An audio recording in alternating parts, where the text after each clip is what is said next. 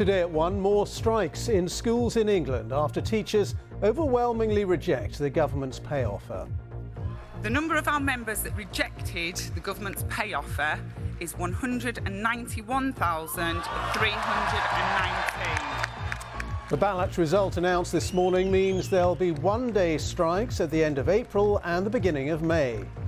We also need the government to listen, so unfortunately if they come back with a derisory offer like that, we still need to stand up and be counted. I'm hoping there'll be a lot more than that if we have to have more than that, because I'm absolutely willing to fight this to the end. Meanwhile, passport office workers begin 5 weeks of strike action, with a warning it could mean delays in getting new passports.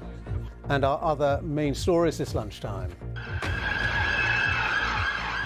Intense security as the man convicted of murdering Liverpool schoolgirl Olivia Pratt-Corbell arrives at court for sentencing. A 26-year-old woman is detained after the killing of a military blogger who supported Russia's war in Ukraine. And remembering mobile phones the size of bricks. It is 50 years ago today since the first call was made on one. And coming up on the BBC News Channel, sacking season in full flow. Chelsea and Leicester's search for a new manager is underway after saying goodbye to Graham Potter and Brendan Rodgers.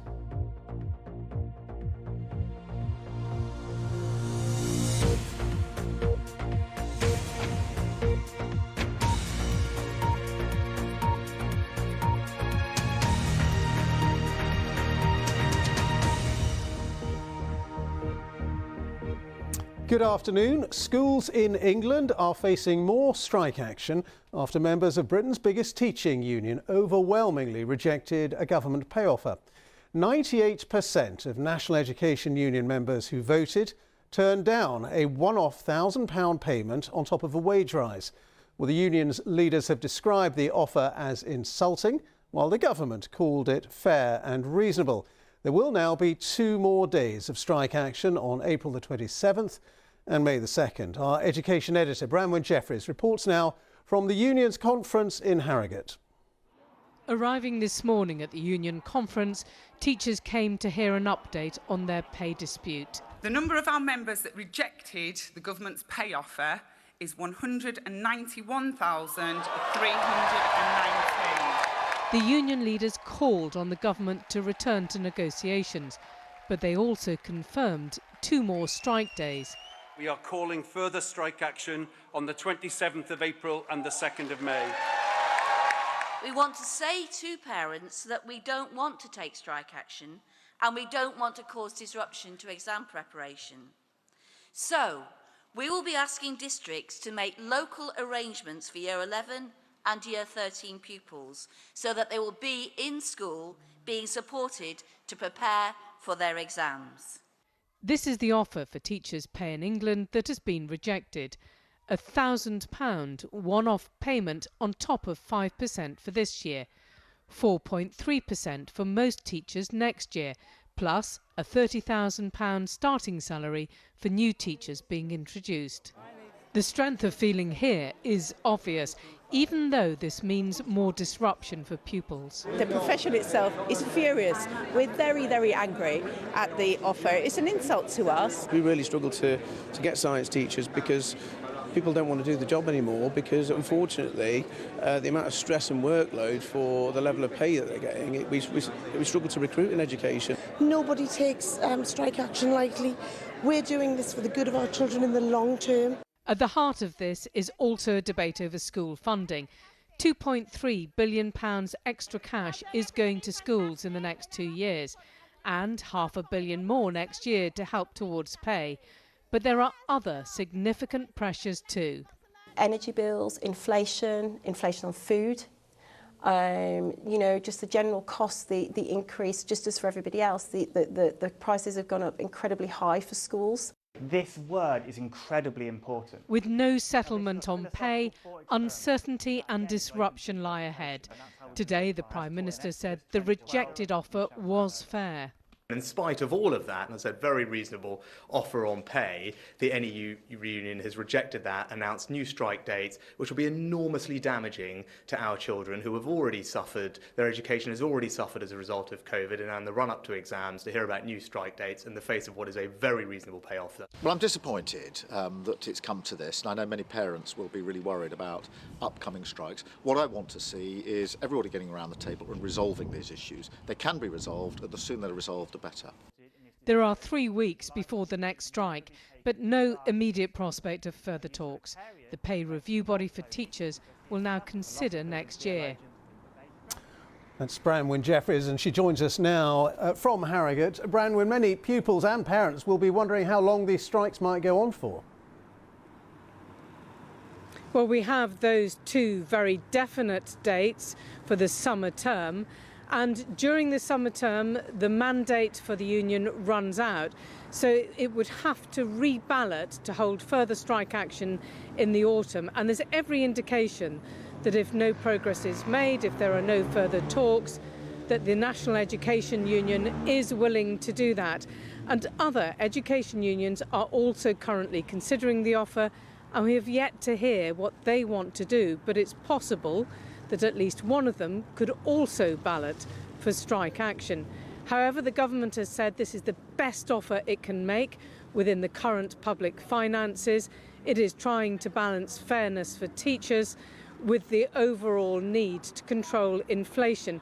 And it argues that the offer it's made is fair and reasonable. That is not a point of view which has been accepted by union members here today. Branwen, thank you very much. Branwen Jeffries there, our education editor. Meanwhile, more than 1,000 passport office workers have started 5 weeks of industrial action over pay, pensions and job security. Members of the PCS union are striking till the 5th of May with warnings of delays to new passports in the run-up to the summer holidays. Well, the Home Office says there's been a rise in the number of applications, but it has no plans to change the current guidance of a 10-week wait for a new passport. Our employment correspondent Zoe Conway reports. This is what a day at the office is going to look like for the next 5 weeks for more than 1,000 passport office staff. They're on strike 6 days a week until May. Their union, the PCS, has set up a multi-million-pound strike fund, and it will be paying them a wage. 1,900 civil servants are directly involved in issuing passports. The union says more than 1,500 of them will go on strike. The union says there needs to be a dramatic improvement on last year's 2 to 3% pay rise and an increase this year that matches inflation. We don't want there to be any disruption whatsoever. What would have been ideal for us is had there been some form of negotiation before things got to this point, and we'd be given an offer that our members felt was acceptable. This is normally the busiest time of year for the service. It's when people apply to get their passports renewed in time for the holiday season. I sent my passport off via post, and I'm needing to go to Spain. My husband's Spanish and my children are half Spanish. We live in the UK, but we were meant to be going back to see his family and his friends in 2 weeks' time. And I'm just crossing my fingers that the passport's going to be back in time and I'll be able to join them. A Home Office spokesperson said, "We're working to manage the impact of strike action with comprehensive contingency plans in place. There are currently no plans to change our guidance, which states that it takes up to 10 weeks to get a passport." Civil servants have struggled to get the same level of attention for their dispute as health workers and teaching staff. So far, there have been no negotiations with the government about pay. Zoe Conway, BBC News. Officials at the Port of Dover say the delays faced by thousands of holidaymakers trying to cross the Channel this weekend have cleared, and a critical incident has been stood down. Officials offered an apology and thanked people for their patience after some passengers reported waiting for more than 24 hours. A full review into what happened will now be carried out. A man will be sentenced today for the murder of 9-year-old Liverpool schoolgirl Olivia Pratt-Corbell. Thomas Cashman, who's 34, was found guilty last week of killing Olivia last August. Cashman shot her dead and wounded her mother as he chased a convicted drug dealer into their home. Our North of England correspondent, Judith Moritz, is at Manchester Crown Court for us this afternoon. Judith, what are we expecting to happen this afternoon? Well, this will be the sentencing of Thomas Cashman, as you say, found guilty last week. And this is a case that many viewers will remember. It horrified the nation last August when it happened. The murder of a 9-year-old child in her own home, behind the front door of her own home, where she should have absolutely been safest. Horrified everybody. And then during this trial, we've heard the detail of how that came to happen, which has laid it out so starkly. That's been very traumatic for all of those hearing it. We've heard about the fact that this only happened because Tommy Cashman was chasing another drugs dealer through the streets of Liverpool. They saw the light from the open door of Olivia's house. The door had been opened by her mum, who wanted to know what the commotion was outside. They charged towards it, and Olivia herself was terrified at having heard gunfire outside, came out of bed and downstairs and was caught by a bullet. Now, we've listened here over several weeks to the background to all of this. It's laid bare the story of drugs and guns around the streets of Olivia's home.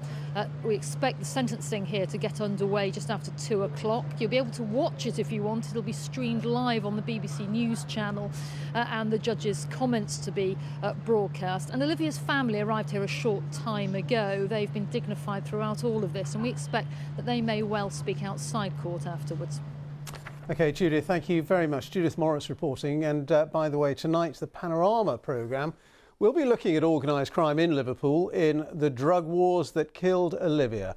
That's on BBC One tonight at 8 p.m. and also on BBC iPlayer.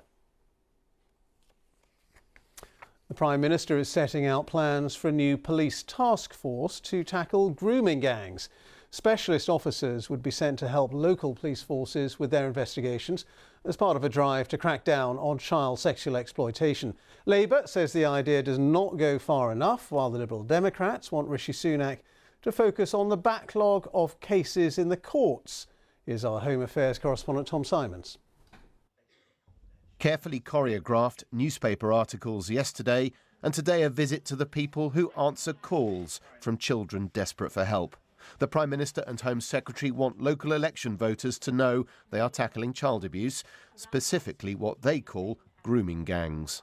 We've had several independent inquiries look at the incidents here in Rochdale, but in Rotherham and Telford. And what's clear is that when victims and other whistleblowers came forward, their claims were often ignored by social workers, local politicians, or even the police. And the reason that they were ignored were due to cultural sensitivity and political correctness. A new national task force will support police with a type of crime they've struggled to deal with. It's a problem captured by drama as well as news. Children, often from troubled backgrounds, enticed into adult worlds and sexually abused by gangs of men. A tactic now well understood. The Home Secretary said it was abuse by gangs overwhelmingly made up of British Pakistani males. The Home Office clarified she was talking about 3 cases in Rochdale, Rotherham and Telford. Because last year a public inquiry found police have a startling lack of ethnic information. They don't know how many of the children that they have recorded as being exploited in some way are actually being sexually exploited. They don't know the ethnicity of the people that might be exploiting them. The government wants better data, but has been accused of focusing too much on race. Ethnicity is important and nothing should get in the way of investigating, prosecuting child sexual exploitation. But if you look at the overall figure, that is, a relatively small element of it. That doesn't mean it's not to be dealt with, don't get me wrong, but if we are not clear about the full picture, then we won't have a proper response. Thank you to the LSPCC for hosting us. And this from the charity visited this morning. It's really important that by raising an issue such as race, we don't create other blind spots, because for sure there are many predators who prey on vulnerable children who are from a range of cultural backgrounds. Then they need to bring forward and conclude the online harms bill to tackle all the online grooming that happens, but also sort out the enormous backlogs that we have in the courts, so that when people are caught, that they can really be brought to justice. The government has backed the main recommendation of the Child Abuse Public Inquiry, making it illegal not to report evidence of abuse, though it wants to hold a further consultation. Tom Simons, BBC News. The NATO military alliance has confirmed that Finland will join the group tomorrow as its 31st member. Let's get more on this with our defence correspondent Jonathan Beale, who's with me now. This is a pretty big moment for NATO. Yeah, great historic day.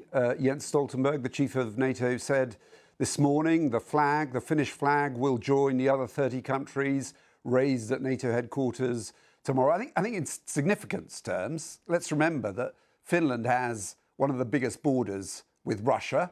So that's another 800-mile border with Russia from a NATO country. It doubles the size of NATO countries bordering Russia. And it is exactly what President Putin did not want. He said he wanted less NATO before the war in Ukraine. What he's got is more NATO. It's important also because Finland is a country with a modern armed forces, didn't significantly cut defence spending. It's, for example, buying more than 60 of these latest F-35 stealth jets. It is investing in defence. It will meet the 2% of GDP spent on defence.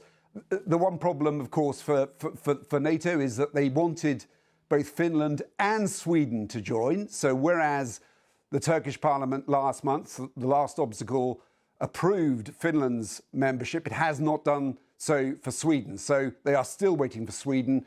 Jens Stoltenberg says he is still confident Sweden will join the alliance too, making it 32. Yeah, OK, Jonathan, thank you very much. Jonathan Beale there, our defence correspondent.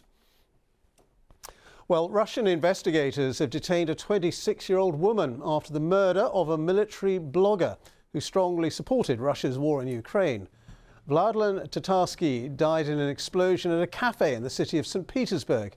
He'd been given a statuette just before the blast, and there is speculation an explosive device could have been hidden inside. Let's get more on this from our Moscow reporter, Will Vernon. Will, a lot of mystery surrounding this case. What's the latest? That's right, quite a lot of updates from here today.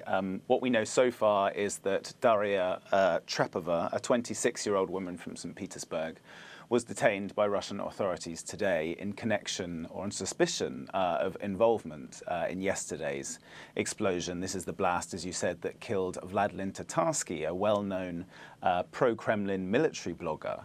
And reports indicate that shortly before the blast, Mr. Tatarsky was handed a statuette and that possibly the explosives were hidden in that. Now, we don't know to what extent Ms. Trepova is considered a suspect. Russian police have released a video in which she appears to admit that she took the statuette to the cafe, although the BBC can't be sure that she wasn't under duress when she made those comments. Now, we've heard from the Russian National Anti-Terrorism Committee. They said that Ukrainian intelligence agencies planned this attack. That's something that Kiev has denied. And that also people were involved linked to Alexei Navalny, the Russian opposition leader, quite a strange claim. So I think that this will worry many ordinary Russians who will see this as the latest in a string of incidents, in Russia, explosions, drone attacks, that kind of thing. Many people will be left with the impression that the war is getting closer and closer to their homes. OK, Will, thank you very much. Will Vernon, our Moscow reporter. And the time is just 18 minutes past 1. Our top story this lunchtime. More strikes in schools in England after teachers overwhelmingly reject the government's new pay offer. And coming up, fear of reprisals by loan sharks is stopping many vulnerable people asking for help. That's according to a new report. Coming up on the BBC News Channel, a new nationwide policy introduced in German amateur football allows transgender and non-binary players to choose if they play in men's or women's teams. BBC Sport travelled to Berlin to see the policy in action.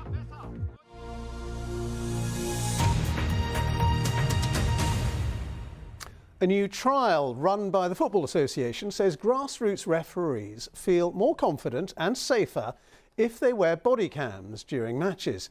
It comes after hundreds of amateur referees in England told the BBC they feared for their safety on the pitch. Well, around 100 refs have been using the body cam equipment since the trial began in February. Our correspondent Jane Dougal has been to see how it's working. Afternoon, lads. So obviously I've got the body camera on today.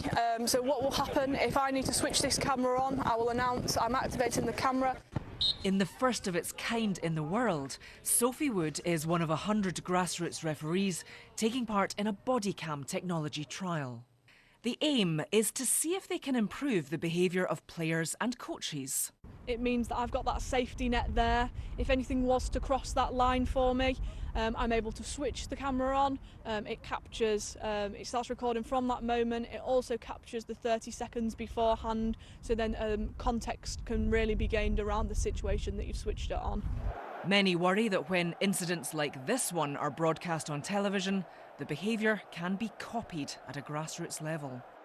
The professional game, of course, are very aware of the fact that they are often seen as the example and that people can aspire to the behaviours seen. And, you know, they are working collaboratively with the Football Association to ensure that actually they are also addressing poor behaviour from the coaches, the players. So hopefully, you know, if we do this united, we'll get some really positive results. In February, a BBC questionnaire found that out of almost 1,000 referees who responded, just under 300 said they'd been physically abused by spectators, players or managers. One of the 4 leagues in the country where the trial is being rolled out is Middlesbrough, where 19-year-old referee Ollie Kearney has already used the equipment in matches. I'm a player, you're the referee, I come up to talk to you, and you worry that I might start abusing you. If I feel threatened in any way, so I'll press that button and then they can actually see the player, their face on the screen. Do you think also if the player sees themselves on that screen, that will stop them from shouting or pushing you or anything like that? 100%, yeah. I think they see themselves and they'll probably realise they're in the wrong straight away and they'll step back from it. And have you actually noticed a difference then? A little bit, yeah. It's fair enough for them to like say, come on ref, shouldn't be a foul against me. But that's about it really, that's all they'll say. They won't like go any further with it, and I think that's partly because of the camera. We can't show body cam footage from this match because there weren't any abusive incidents. The FA will track the impact of body cams across the participating leagues, which also include Liverpool, Worcester and Essex. If they see positive results, then it may become the norm for grassroots referees to wear one, and easier to name and shame those who might want to abuse them. Jane Dougal, BBC News, Middlesbrough. Residents in a South London block are considering legal action against the housing association Peabody after their neighbour lay dead for 2.5 years before her body was found, despite their efforts to raise the alarm. Harry Farley has this report. 2.5 years after Sheila Celioni is thought to have died, police broke down the door of her flat. I've not seen her for years. Inside, they found a tidy, clean apartment and the remains of a woman they could only identify by her dental records. Sheila was deeply isolated. She had no family she was in touch with, no friends turned up to her funeral. Neighbours like Audrey Parole say that for months they had been trying to raise the alarm with their housing association, Peabody. For the first, I'd say, 1.5 years, you couldn't stand in this hallway because just the smell was just like nauseous, it just made you sick. 14 months after Sheila died, police did come and do a welfare check here. On that first visit, they didn't enter the flat, and a mistake by a police operator meant Peabody was told that Sheila had been seen alive and well. The Metropolitan Police apologised. It would be more than a year later that Sheila's body was eventually found. But her neighbours blame Peabody, who they say failed to listen when they raised concerns and missed multiple opportunities to find Sheila in the first year after she died. There was always this gut feeling that something had happened to her. It was just devastating to know that she was there all along. I don't think Peabody actually realised how much it's affected us. And we're still living in that sort of devastation and trauma. I literally face Sheila's flat every day I leave my house. I'm reminded of what's happened, and it could have been avoided. Peabody said they are trying to move Sheila's neighbours, but there is a desperate shortage of social housing in London. In a statement, the organisation said they were devastated by what happened. They accepted that in the first year after Sheila died, they didn't do enough, and said they had put in new ways of working since Sheila was found. They added the case raises important questions for wider society. Harry Farley, BBC News. People being targeted by loan sharks are worried about asking for help because they fear reprisals, according to a new report. The Centre for Social Justice estimates that more than 1 million people in England may be in debt to illegal money lenders. Emma Glasby reports. It's early morning in Bradford. Police, open up! Supported by police, the illegal money lending team is targeting a suspected loan shark thought to have been intimidating vulnerable people. A man's been arrested and his home is being searched. This type of enforcement is happening every week because loan sharks can leave people terrified. It's not a community service. It is criminals getting rich on the backs of those that can least afford it. And that's what we see time and time again. We know that illegal lending is going on across all our communities, and we're always concerned in a cost of living issue that this has potential to grow, and certainly in areas where there might be some deprivation. We've seen illegal lenders operating who exploit. And this is just one estate where loan sharks have been befriending and then exploiting people struggling with the cost of living. In Stradbroke in Sheffield, it's an ongoing problem that's causing misery. We've had illegal money lenders on this estate for as long as I can remember. It's quite an easy trap to get into. You've got nowhere else to go. So where would you get money from if you're really skint and you need money? You've got no choice. Helen is part of the Link Community Hub on this estate, a charity helping with food parcels, counselling and debt advice. Things are difficult here. At the moment, poverty is overwhelming. It overwhelms us. We've never seen poverty levels as extreme as we're seeing at the moment. They're having to cut down on food. They're going without food. They're going without the prescriptions. Legal money lenders will know that, won't they? It'll be a fantastic time for them. They couldn't wish for a better time. And as I said, they come onto the estates, they befriend people who haven't got any alternatives than to use them. Here, they've seen the misery and anxiety caused by loan sharks and the fear, a fear that means people are afraid to talk about it.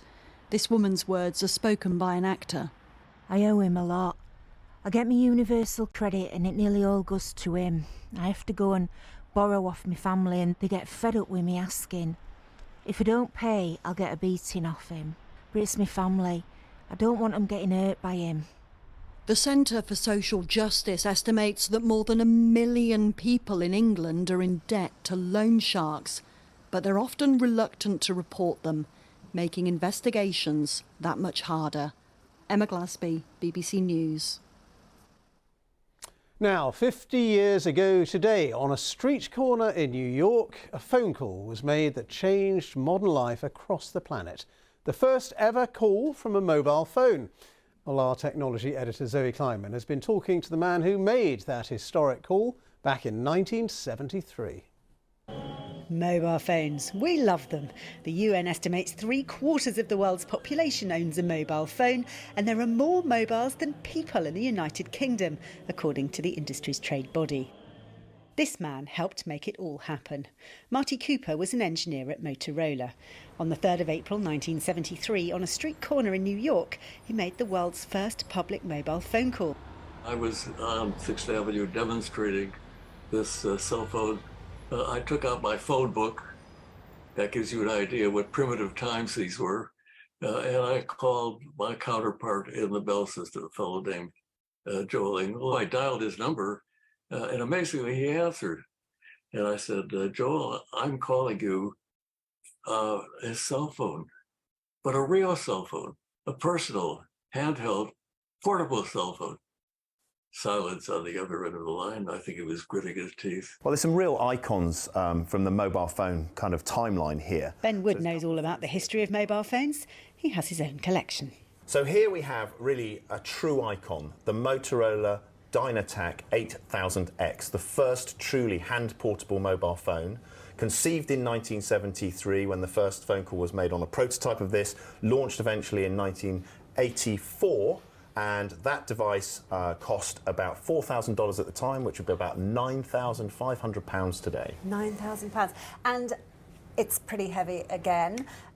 What's the battery life like, dare I ask? The battery life on that was about 30 minutes. It would take about 10 hours to charge. Had a standby of around a similar time as well. Wow.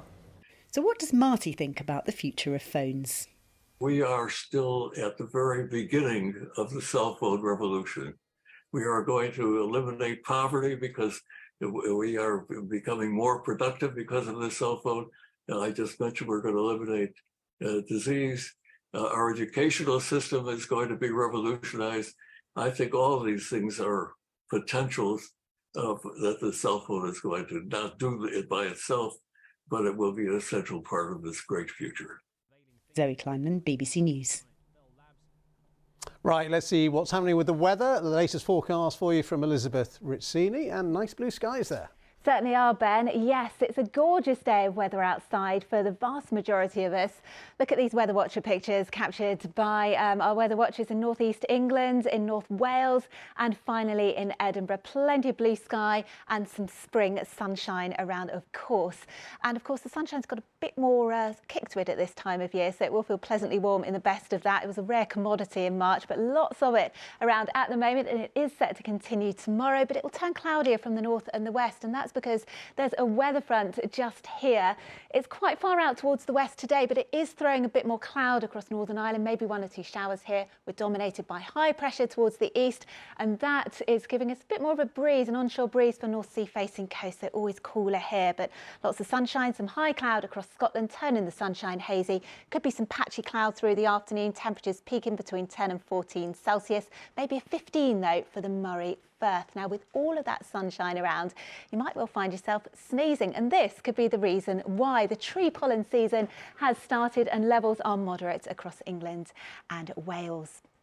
Now, overnight tonight, our weather front out towards the north and the west is gradually pushing its way a little further eastwards. It's cloudier, breezier, therefore milder for Northern Ireland and western Scotland, but lots of clear skies elsewhere, and temperatures across England, eastern Wales in particular, are likely to drop just slightly below freezing. So there will be another frost into tomorrow morning. Now, this is the position of the weather front on Tuesday. It's gradually moving further eastwards, sending some more cloud into eastern areas of Scotland. The lion's share of the sunshine, again, for much of England and Wales, and it will feel a little warmer again towards North Sea facing coast than it is today. Top temperatures between 12 and 15 degrees Celsius as we head through Tuesday, and then this is Wednesday. So our weather front has now progressed a little further eastwards, could give some outbreaks of rain, some of which could be heavy out towards the western half of the UK. Some clearance across Northern Ireland by the end of the afternoon. The rain not reaching southeast England until the end of the day. Temperatures on a par with the rest of the week. And of course, our weather front continues eastwards, stalls, could give some heavy persistent rain through the day on Thursday towards eastern areas this time. But look at this. High pressure is building in from the south, so it's all good news from me as we head into the Easter bank holiday weekend. Good Friday, Saturday and possibly Sunday, all looking dry. There will be some sunshine, a bit more cloud around than today. We could see some rain on bank holiday Monday. Ben. Elizabeth, thank you. And a reminder of our top story this lunchtime. More strikes are planned for schools in England after teachers overwhelmingly rejected the government's pay offer. And that's it from me on BBC One Now. We'll join the BBC's news teams where you are. Have a very good afternoon.